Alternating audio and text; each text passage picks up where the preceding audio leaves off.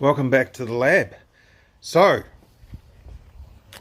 old 97 twin turbo Z32 300ZX been in the shed for a little while. A little bit grimy. Going to give her a tidy up and bang it on the market. So we've got a brand spanking new rear bumper for it. Not sure if we'll put that on or not. There's not much wrong with this one. Worst thing about it, it's very, very dirty. This guard needs painting, and I'm not happy with the paint on the bonnet. So those two things, and a good old service, pump up the tyres, real good groom, should be ready to go. Amazing what a bucket of car wash can do. Car wash and tyre shine. I just cheated a little bit with the tyre shine, but it's looking pretty good. Gave the interior a blowout with the compressed air because a few spiders had decided to make it their home. It's all looking respectable again, so I'll drive it into the workshop there and give it a good check over, make sure everything's all right under here and there's no dramas, and we'll take it off and we'll get some paint sorted out. This front guard, the bonnet, and while they're at it, do the top of that strut tower, which is a bit yucky. The rest of it's all pretty kosher and just needs a clean, polish and all that sort of carry on. Purring like a kitten.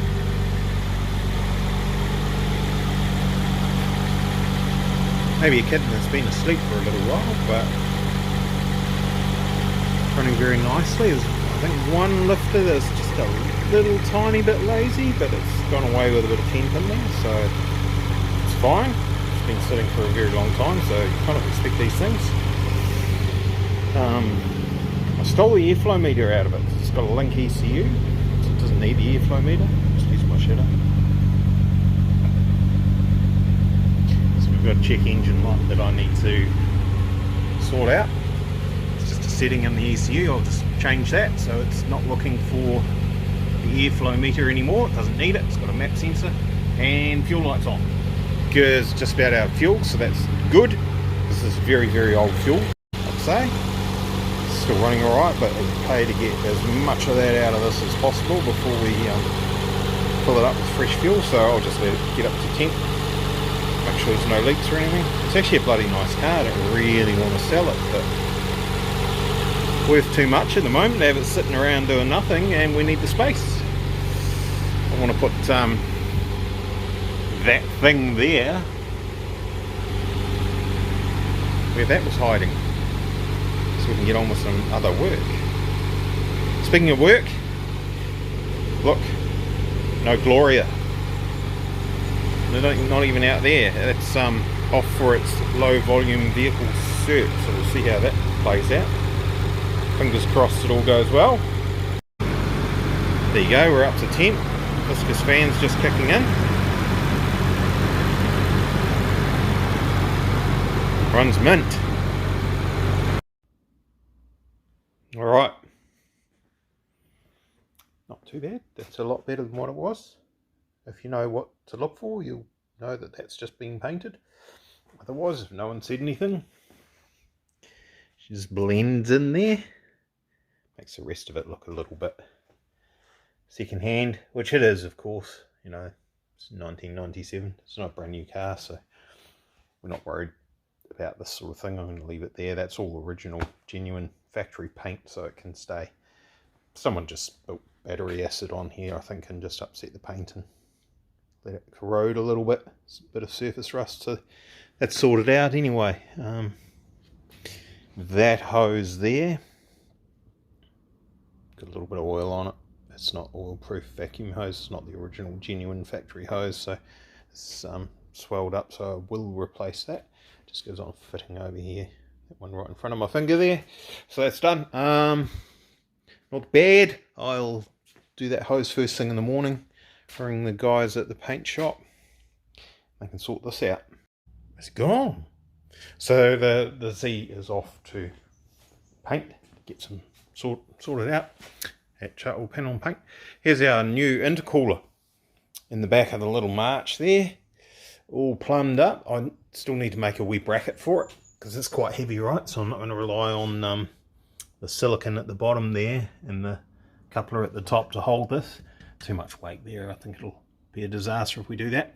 Fortunately, Nissan have given us a couple of tabs here, and I've welded appropriate ones. Oh, it's going to be hard to see that one. There it goes. So I'll make a plate that goes across there, and that'll be done.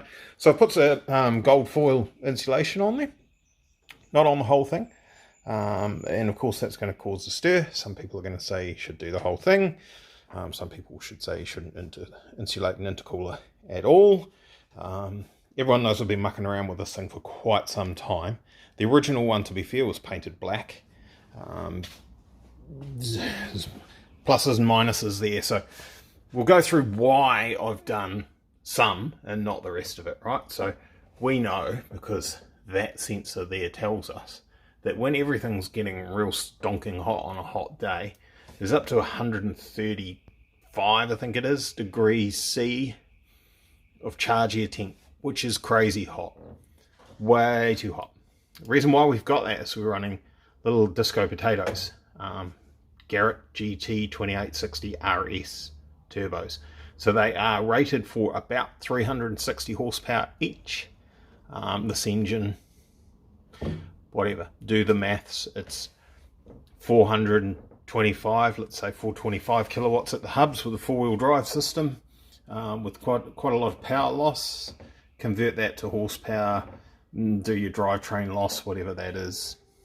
We're probably 700 horsepower at the engine, or close to. So we're probably basically maxing out those turbos. That's why we've got quite high charge air temp. Hang on. Here's my ugly mug. So, yeah, bigger turbos and we'd have lower charge air temp, but I don't want bigger turbos because I like the response that we've got and I like the power curve that it's got. Because there basically isn't a power curve, it's a straight line. It goes from the bottom corner of the graph to the top corner of the graph. And there's basically no deviation, so it's awesome. I'd like to try and keep that if we can. If we can't, no big deal. The GTX 2860R turbos are apparently rated for, I think it's 460 horsepower, maybe something like that. I'd have to look that up. A lot more horsepower, and they've got better response. So if we have to change turbos, we can literally bolt those into the car and get what we need to get. But in the meantime, let's get back to our discussion about the intercooler. 135 degrees C coming out of there into here. So what's in here, very, very hot. Probably hotter than what's in the engine bay, right? So you want to actually get rid of some of the heat that's in that. So you might as well leave that surface exposed to atmosphere so that can dissipate heat. What's in here has got coolant running through it, aka water, straight water, nothing in it, because that works better than with glycol in it. The water that's running through there, I've never seen that get any hotter than about 35. So that is this area here that's got the gold shielding on it is absolutely colder than all the stuff that's going on around here. So we don't want this heat that's out here going into there and making that system work harder. So that's why that piece is insulated. And what comes out the top here, that depends on everything else that's going on. On the dyno, with really good cold air blasting in through the front and relatively short runs, we had 100 degrees C out of here and we had 50 out of there. So 50 you'd think is probably colder than this engine bay stuff, so you'd want perhaps to insulate that. I've decided against it purely because of aesthetics more than anything. I don't really want a big gold intercooler in the back of the car, and I think it looks probably a bit nicer as it is like that. So that's the reason why I've done it like that. Hoses, they're black rubber hoses under there. So that's that fiberglass tape with the insulating foil on it.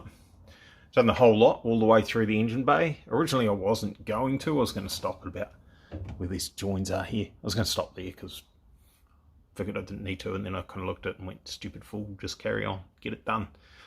So, done that. So now we've got almost everything insulated as best as practical. Like, I could do more. I could insulate that intake pipe there, and this charge air pipe could have more wrapping on it. But again, that's probably hotter there than the rest of the engine bay, so let's let it just get rid of the heat. However, it is sitting next to a muffler, which is definitely a lot hotter than that. I've got some titanium exhaust wrap. We'll probably get on with that and wrap that muffler section on both sides, because this side's quite close. I guess it's 60 mils, 70 mils there. Should be quite a lot of airflow in here anyway to cool things down, but let's just do that anyway. So that's all that's happened in there. Let's go have a look at the front of the car, what I've done there. Alrighty, so I've done almost everything I'm going to do here. These little gussets onto the front corners here. It's a guesstimation of the angle they need to be to try and create some downforce with the air that's washing off the front of the car that way. It's probably wrong, and people probably laugh at it and all that. That's cool, whatever. Its main purpose is actually to support this front corner of the splitter here. And I didn't want to run another splitter rod because these go up into the end of the chassis rails. This one goes up onto the main bumper support, so there's quite a bit of guts there, as do those ones there. So that's all good, nice and strong and suitable. If I put something similar to that on here and came out here, really wouldn't be anywhere to attach it that's going to have any guts, and it would just create a high load point and basically cause the panel to fail, to buckle and twist and all that sort of carry on. So with that, we're kind of spreading the load out, right? So I've got 2 screws going through the bottom of the splitter and 2 with penny washers behind them onto this front guard, which is actually about 2 mil thick panel there. And then I've put this, let's call it a gurney strip. Put that on there. Couple of reasons. First of all, any air that's not being deflected away from the front of the tyre by this, I doubt there's going to be any because it's quite a big angle, but hey, if there is, that'll help with that. It effectively causes, builds up a higher pressure area here and just rounds off the front of that a little bit as far as the airflow is concerned. Maybe people can CFD it if they want to argue about it. And I'll just, oh, yep, okay, if you say so. But anyway, so it's 2 mil thick. So the second purpose is it gives this guard a bit of guts, because with our splitter rods attached way over here somewhere, I think they were, might have been there. No, it was there, wasn't it? Yep, we had a couple of splitter rods attached to here. With all the force that was pushing down on that, that was causing this guard to buckle out about here somewhere. There's still actually a little bit of shape in that, if you can see it there. So that buckled out, took strength away, and allowed the rest of the splitter to drop down like that. That gurney strip there, which has got a nice big fat return about 25 mils onto the inside of the guard, that's given that heaps of guts. I can literally stand on that corner. There's probably a footprint on there somewhere. If we look hard enough, oh yeah, there's some in the middle there. But I can stand anywhere on that splitter now, and I'm pretty sure we could probably put 3 or 4 people along there if we really wanted to test things. So there's that. Radiator for the intercooler. This has been moved forward a little bit. There's a spacer in behind each side now. It still seals at the bottom, don't worry about that. That's sitting hard on the big reinforcing bar that I've put through there. So it's about 25 mils further forward, just to get it away from the main radiator more than anything, further away. It also shifts centre of gravity a minuscule amount forward. I've put these baffles in here. They're not quite touching the radiator because I don't want it transferring heat. Just to seal that airflow off, so that anything that comes through the front of the car has to go through this cooler before it goes through the main radiator. That's standard practice, everyone knows that, but I just hadn't done it before, and so I have done that now to try and get everything to the nth degree. I've also changed the baffling that's up in here that's a bit hard to see. It's got a bit of a rattle there that I should really deal with, or that'll make a lot of noise at high speed. So that's all sealed off. It's not bad. There's a few little gaps here and there. I certainly wouldn't call it watertight, but if you blast 200k an hour air in through this hole here and through those grills there, 90% of it's going to go through here. Fans, shroud. I think I'm going to give it a crack without them. Very carefully test it one day and see where we get to. They're only really there for in the pits and in staging so that I can have the engine running to have the fans going to keep me cool. Not these fans, the fans in there where the silly seat is. So we've got the ducting all hooked up to here, so I want cold fresh air for me to keep me in a good condition. Black carbon fibre roof does radiate quite a lot of heat in there. So without these fans running the engine for a long period of time, pits, obviously everything's going to get real stinking hot, and it'll take 2 laps to cool it all down. By the time I've cooled everything down, the tyres and the brakes and everything else will be too hot. So that's why that's on there at the moment. Like I say, I might actually give it a crack, take that off, see where we're at. We should have plenty of airflow through there without those once we're on track at speed. And it might be that maybe the big fan, I think one's a 12 and one's a 14, it might be the 14 goes back on there without the shroud, and the 12 just buggers off because we won't need it if things work out.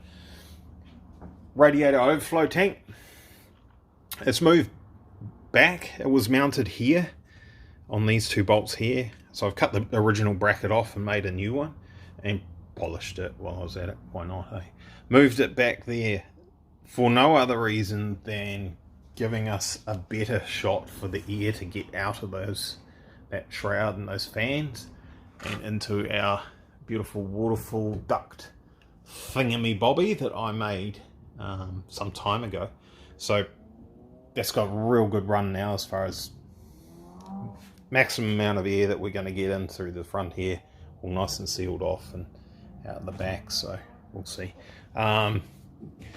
Shifting that back there, that's probably made more difference to the C of G, shifting it backwards, than what moving my intercooler radiator did, but hey, whatever. It's also slightly higher up, so that's higher C of G as well, so that's not ideal, but with it being higher up, it makes it easier for the radiator to pull the water back into the system if it needs to.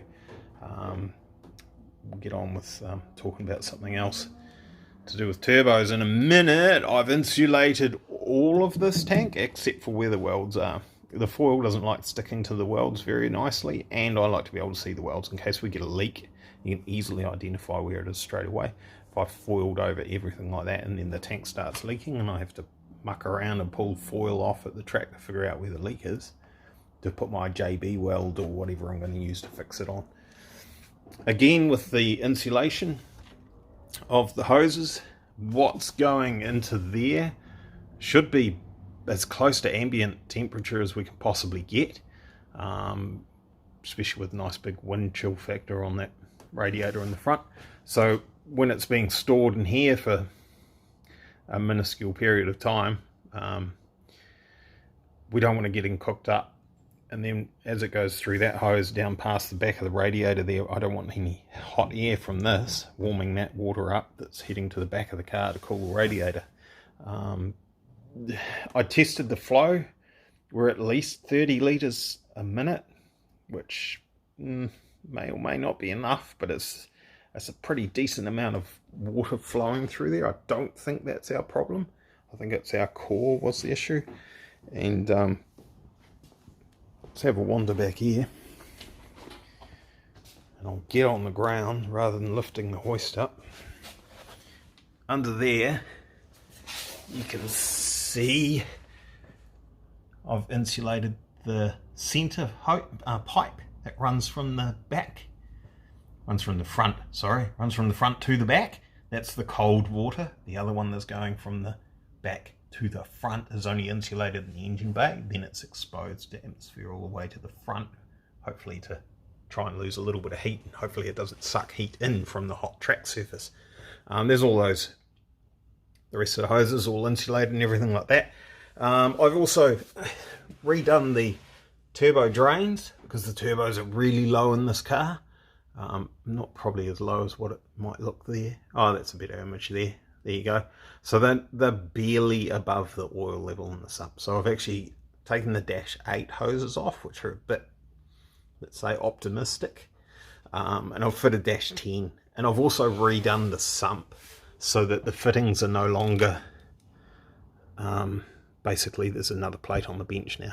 This plate here that has the oil drain fittings in it, that was the bottom one originally. This was a packer that I made by cutting one of these down. These come from Z1 Motorsports, the 350Z plates, to give you another, I think it's 3/4 of a quart capacity or something. But I've used it basically as my sump. So I did get some countersunk bolts to put in here because I'm really worried these are going to get smashed off one day. But they're the wrong length, so that was a bit of a stuff up. So I'll take these out, countersink the holes, and put the right length bolts in when I get them.